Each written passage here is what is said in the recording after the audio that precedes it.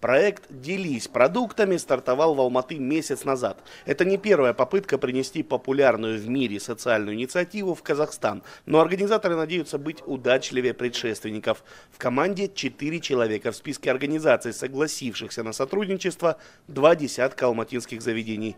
Лист ожидания людей, нуждающихся в продуктах каждый день, несоизмеримо больше. Сейчас активисты пытаются наладить контакты с крупными сетевыми магазинами. Однако в проекте может принять участие любой предприниматель, который не хочет выбрасывать продукты. Вы можете просто написать нам в группе в WhatsApp, допустим, и человек, которого, допустим, вы назначили время, мне нужно, чтобы вы забрали еду в 5 часов вечера. Приедет человек и заберет в 5 часов. Он сам тихо, быстро зайдет, вам просто нужно открыть дверь и передать все.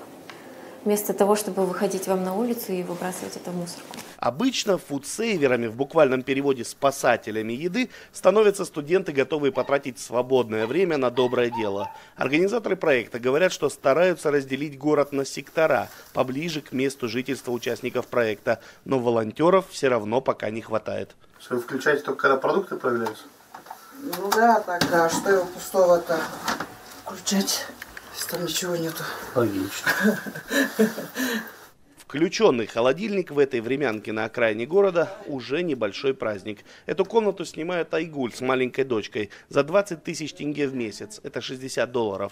Найти постоянную работу, по словам женщины, мешает возраст – 42 года. Да и ребенка оставить не с кем. В теплые дни Айгуль моет автомобили и чистит ковры. Зимой перебивается случайными заработками. У нас вот такой большой пакет макарон. Там килограммов 3 даже сахара уходит. Масла у нас много уходит. Литров 5 у нас, оказывается, уходит в месяц. Потому что там то все. Муки много уходит, потому что я дома пеку хлеб. Потому что возможности нету в магазине хлеб покупать постоянно. И вот мука. Так вот. Думаю, примерно уходит, там с луком, с картошкой 1020 это, наверное. В планах организаторов фудшеринга в ближайший год максимально вовлечь в проект алматинских предпринимателей. Параллельно Дамиля и ее единомышленники намерены помогать развиваться фудсейверам и в других городах страны. Дмитрий Беляков, Павел Ангельгард. Настоящее время. Азия.